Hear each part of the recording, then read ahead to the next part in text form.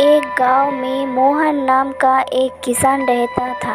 इस दुनिया में वो बहुत गरीब था। उसके पास एक बहुत छोटा सा खेत था। उस छोटे से खेत में ही वह खेती करता था। वह जैसे तैसे खेत में काम करता और मजदूरी करके अपना घर चला रहा था। एक दिन भयंकर गर्मी पड़ रही थी, फिर भी किसान रोजाना की तरह ही खेत में काम करता था। उसे बहुत पसीना हो रहा था, फिर भी वह अपना काम रोजाना करता था। फिर एक दिन ऐसा हुआ कि नीचे से एक लकड़ी का बक्सा निकलता है। वह कुछ समझ नहीं पाया कि उस बक्से में क्या है। बक्सा उठाया और उसको खोला तो उसने देखा इसमें तो कुछ भी नहीं है। फिर उसने अपना दोपहर की रोटी उसमें रख दी और वो वापस अपना काम करके फिर अपना दोपहर में अपना रोटी खाने के लिए जब बक्सा उसने खोला तो उसने देखा कि बक्सा के अंदर बहुत सारा रोटियां। उस किसान को बहुत आश्चर्य हुआ। किसान ने सोचा कि ये तो जादू ही बक्सा है। वे बहुत खुश हो गए और अपना दोपहर की भोजन करने लगे। वे मन ही मन सोचने लगा कि अब मेरा गरीबी दूर हो जा सकती है।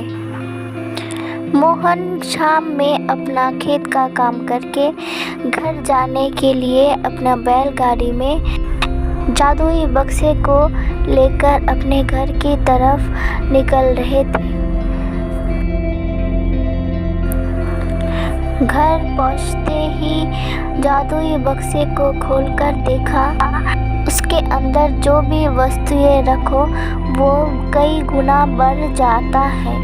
फिर वह गरीब किसान एक घर वाला व्यक्ति था, कभी भी उस बक्से से ज़रूरत से ज़्यादा सामान नहीं लेता था। कुछ दिनों बाद बक्से के बारे में ज़मींदार को पता चला और ज़मींदार ने कहा कि तुम्हारा खेत मेरा ज़मींदारी का हिस्सा है, इसलिए इस बक्से पर मेरा अधिकार बनता है।